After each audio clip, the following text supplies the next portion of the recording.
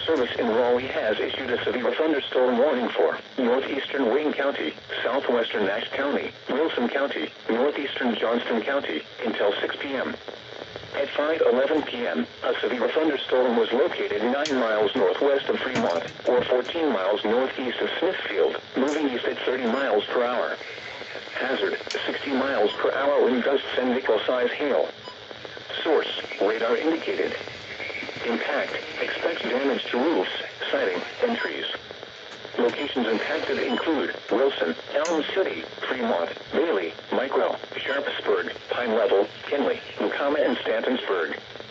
Straight line winds can blow down trees, power lines, and damage mobile homes and other buildings. Seek shelter in a sturdy structure until the storm has passed. Stay away from windows as flying debris generated by damaging winds can be deadly.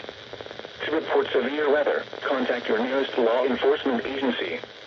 They will send your report to the National Weather Service office in Raleigh.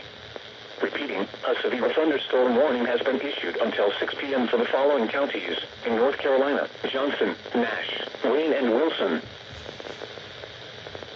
What a deadly day, guys.